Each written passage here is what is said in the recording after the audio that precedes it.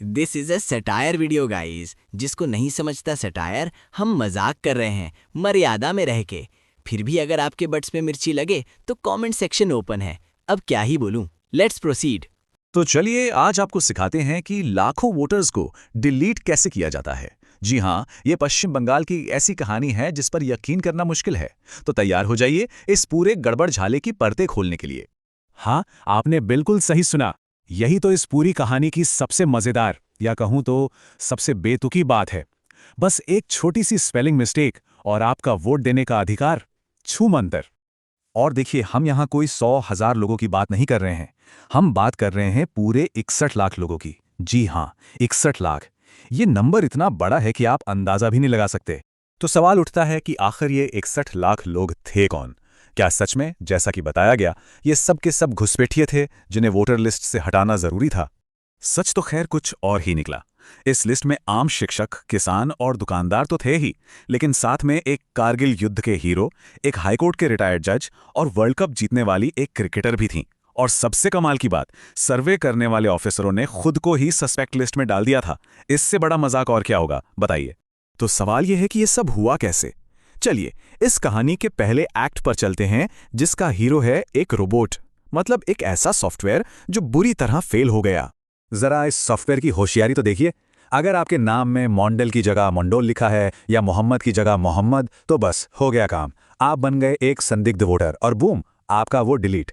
और इस गड़बड़ी का लेवल ये था कि इलेक्शन कमीशन के ही एक बड़े अधिकारी ने खुद माना कि उन्हें पता ही नहीं था कि यह सॉफ्टवेयर कितना भरोसेमंद है, 95% या 60%। सोचिए, लाखों लोगों के वोटिंग अधिकार एक ऐसे टूल पर टिके थे जिसकी कोई गारंटी ही नहीं थी। और फिर एक दिन तो कमाल ही हो गया। 24 मार्च को इस सॉफ्टवेयर ने एक ही झटके में राज्य के सभी, जी हां, सभी 7 करोड़ वोटर्स को संदिग्ध बता दिया। इसे बाद में तकनीकी गड़बड़ी कहा गया, लेकिन इससे ये तो साफ हो गया कि ये पूरा सिस्टम कितना खोखला था। अगर आपको लग रहा है कि ये सिर्फ एक टेक्नोलॉजिकल फेलियर था, तो जरा रुकिए, पिक्चर अभी बाकी है।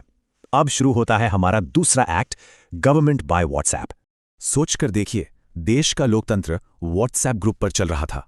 कोई सरकारी आदेश नहीं, कोई लिखित सूचना नहीं, सारे निर्देश सीधे व्हाट्सएप पर दिए जा रहे थे, जैसे चीफ इलेक्टोरल ऑफिसर कोई ग्रुप एडमिन हो। और निर्देश भी क्या कि डेडलाइन खत्म होने से पहले ही लोगों को एब्सेंट मार्क कर दो, मतलब अपने ही बनाए नियमों की धज्जियां उड़ा दी।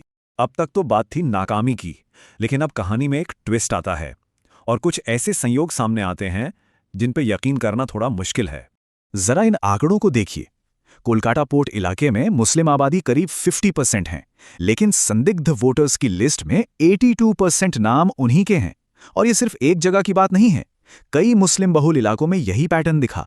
इसे क्या कहेंगे, सिर्फ एक संयोग? और कहानी यहीं खत्म नहीं होती। कहा गया कि मकसद घुसपैठियों को हटाना है, लेकिन सबसे ज्यादा निशाना कौन बने? हिंदू दलित शरणार्थी यानी मतुआ समुदाय।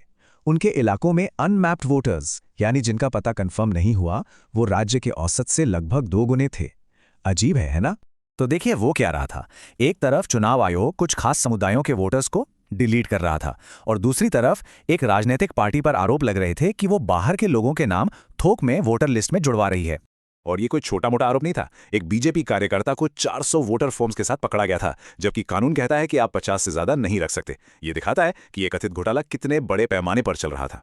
और अब आते हैं फिनाले पर, act 4, the world's worst cover up.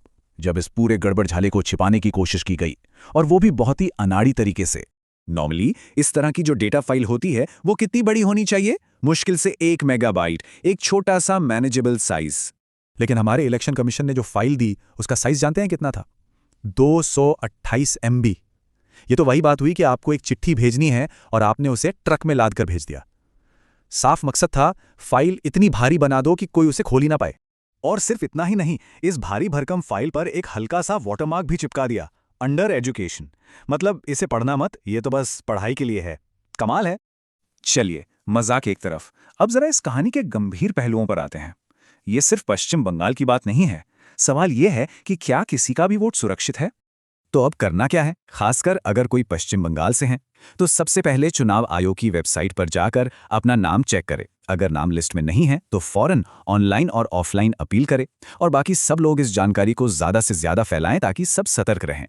और ये जल्दी करना क्यों जरूरी है? क्योंकि अब तक 27 लाख से ज्यादा अपीलों में से सुनवाई कितनों पर हुई है? अंदाजा लगाइए। सिर्फ 2। जी हां, सिर्फ 2। इससे पता चलता है कि लड़ाई अभी बहुत लंबी है। तो हम आपको इसी एक सवाल के साथ छोड़े जाते हैं। अगर एक स्पेलिंग की गलती 61 लाख लोगों को उनके सबसे बड़े लोकतांत्रिक हक से दूर कर सकती है, तो सोचने वाली बात यह है कि कल किसी का भी वोट किस वजह से डिलीट हो सकता है। यह सिर्फ बंगाल का नहीं, बल्कि पूरे देश के लोकतंत्र के लिए एक बहुत बड़ा खतरा है।